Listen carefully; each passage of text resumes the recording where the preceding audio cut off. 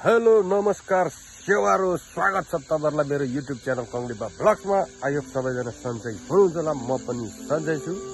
निकै दिन बाद लामो भिडियो लिएर आएको छु।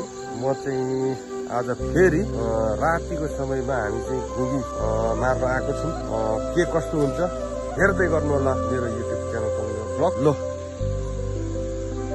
घुगी चाहिँ हामी यसरी मार्दै, एउटा केटा उत्तल मार्दैछ। तर पानी चाहिँ अहिले यहाँ पुरा यहाँ चाहिँ बर्खे धान रोप्दै हुँदैछ नि त। यो खोला अवश्य सबै त्यो पानी जमेर यो खोलामा झर्छ, त्यही भएर पानी चाहिँ धमिलो छ। खासै चाहिँ घुगी पाइएला जस्तो चाहिँ लागेन। घुगी झिँगे माछा, विशेष आज चाहिँ झिँगे माछा मारौँ भनेर आएको, तर खासै मारिन्छ जस्तो लागेन किनभने पानी धमिलो छ।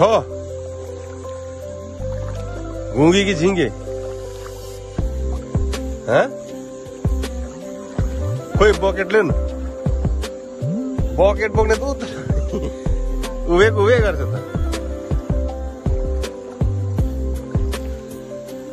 यो लाइट राम्रो बल्छ, त्यो लाइट बल्छ। सिङ्गीले त हात चोट पार्छन्, छोड। खोइ कुकुरले भयो नि। यो छ यता, खोइ हेर देखा त, दुईटा झिँगा। घुगी त ठुलो रहेछ, यही साइजको पानी त राम्रो हुन्छ। ल हेर्दै गर्नु होला हाम्रो युट्युब च्यानल कंग्लिपा ब्लग। यदि भिडियोमा च्यानलमा नयाँ हुनुहुन्छ भने चाहिँ लाइक कमेन्ट सेयर सब्सक्राइब चाहिँ गरिदिनुहोस्। सब्सक्राइब त दिनको दिन बढ्नु त होइन, घटेको छ त हौ। एउटा बढ्दा पनि कम्ता खुसी लाग्दैन। तीनटा घट्छ दिनमै हरि।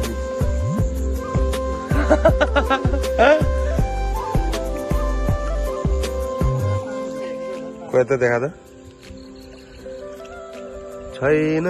आज घुगी भेटेन, पानी नै धमिलो न धमिलो भएर देखिएन है।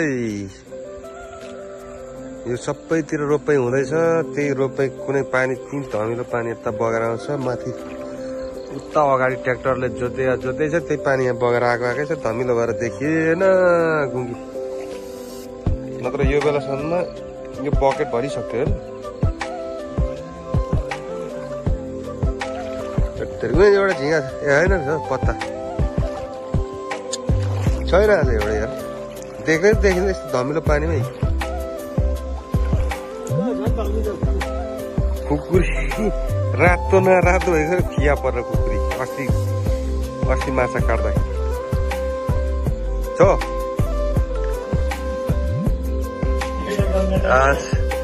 आज ल्याएको झिँगे माछा यति नै।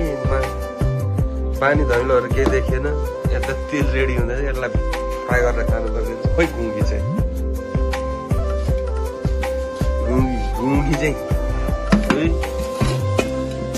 पानी लाग्यो यति घुगी चाहिँ समथिङ आधी किलो होला। अब नेक्स्ट टाइम फेरि जाने म आफ्नो। ल अघि मारेको झिँगे माछा त्यस्तो फ्राई गरेर खानु लाइकको भइसक्यो। खानु लाइकको होइन, एउटा चाखेर बस्नुहुन्छ।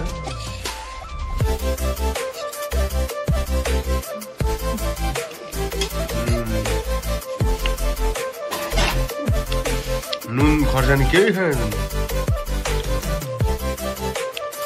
ल आजलाई यति नै, फेरि भेटौँला अर्को भिडियोमा। तबसम्मको लागि बाई बाई सेवारो, नमस्ते।